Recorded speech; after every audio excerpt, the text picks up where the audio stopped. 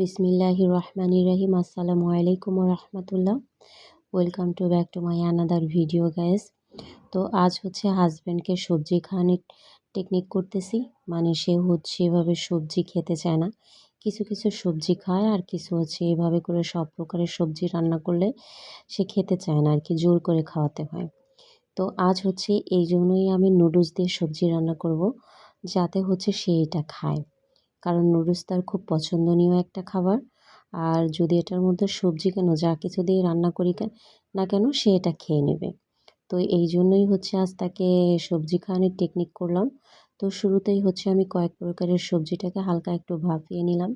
কারণ হালকা যদি আমি একটু ভাপাইয়ে না নিই তাহলে হচ্ছে নুডলসের সাথে এটা একটু কাঁচা কাঁচা থেকে যাবে। তো এখানে আজ কী হচ্ছে হলো আমি সবজি নিয়েছি সেটা একটু বলে দিই।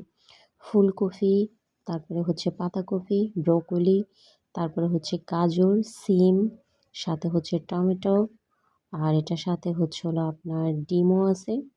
তো এই তো গাইস, আপনারা দেখতে থাকেন যে আমি কিভাবে করে আজ হচ্ছে সবজি নুডলস রান্না করতেছি। তো শুরুতে সবজি ভাপাইয়ে ওদিকে হচ্ছে পানি ঝরতে রেখে দিলাম। এরপরে নুডলসগুলোকেও সেদ্ধ করে নিলাম, পানি ঝরিয়ে রেখে দিয়েছি। দেন হচ্ছে এখন মরিচ পেঁয়াজ ভেজে তার মধ্যে দিয়ে দিলাম টমেটো দিয়ে হচ্ছে হলো দিলাম আপনার ডিম। তো এগুলোকে আগে একটু ভালো মতো একটু ভেজে নিব। দেন হচ্ছে আমি যে হাফ সিদ্ধ করে রাখা যে এই সবজিগুলো এগুলো দিয়ে দিলাম। তো সবজির মধ্যে যেহেতু আমি লবণ দিয়ে নিয়েছিলাম, দেন এখন শুধু সামান্য একটু লবণ দিয়ে নিব, কারণ মনে হচ্ছে একটু কম হয়েছে। তো নুডলসের যে মশলাটা সেটা তো ব্যবহার করবোই, যার জন্য আরও একটু কম দেওয়া। তো এখন দিয়ে দিলাম হচ্ছে হলো একটু ধনেপাতা কুচি।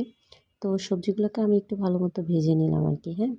তো সবজিগুলো ভেজে দেন দিয়ে দিলাম এটাকে ভালো মতো বলতে সবজির গায়ে হালকা একটু পানি ছিল সেটা আর কি টানিয়ে নিলাম।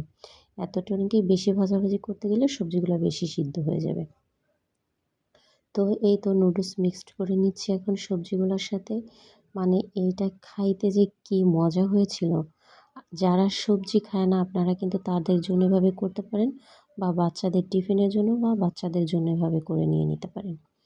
তো বন্ধুরা, আজকের ভিডিওটা আমার এই পর্যন্তই। নেক্সটে আবার চলে আসবো অন্য কোনো ভিডিও নিয়ে। তো সবাই ভালো থাকবেন। আল্লাহ হাফেজ।